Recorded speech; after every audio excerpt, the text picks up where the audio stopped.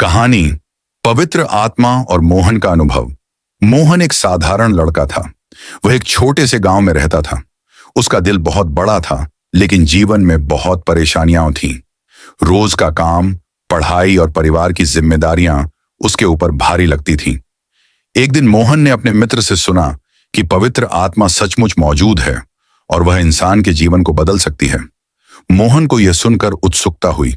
उसने सोचा, अगर सच में कोई शक्ति है जो मेरी मदद कर सकती है, तो मैं क्यों ना उसे जानूं। मोहन ने फैसला किया कि वह पवित्र आत्मा से मिलने के लिए प्रार्थना करेगा। रात को उसने चुपचाप अपने कमरे में बैठकर कहा, हे पवित्र आत्मा, अगर तुम सच में मेरे पास आ सकते हो तो मुझे दिखाओ, मेरी जिंदगी को रोशनी से भर दो। धीरे धीरे मोहन के दिल में एक अजीब सी शांति आई। उसने महसूस किया कि डर और चिंता धीरे धीरे गायब हो रही हैं। उसे लगा कि कोई अदृश्य शक्ति उसे समझ रही है, उसके दुख को महसूस कर रही है। अगले दिन मोहन गांव के पास के जंगल में चला गया।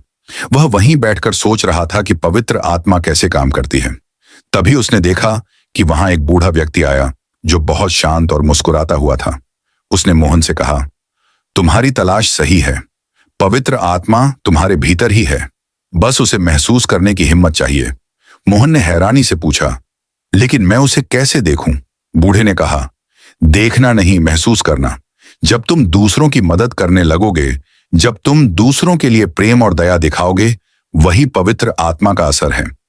मोहन ने अगले कुछ हफ्तों में यह सीखा। उसने गांव के बच्चों को पढ़ाना शुरू किया, बीमारों की मदद की और जो अकेले थे उनके साथ समय बिताया। धीरे धीरे उसे महसूस हुआ कि उसके अंदर एक नई शक्ति आई है। डर और चिंता अब उसकी जिंदगी को रोक नहीं पा रहे थे।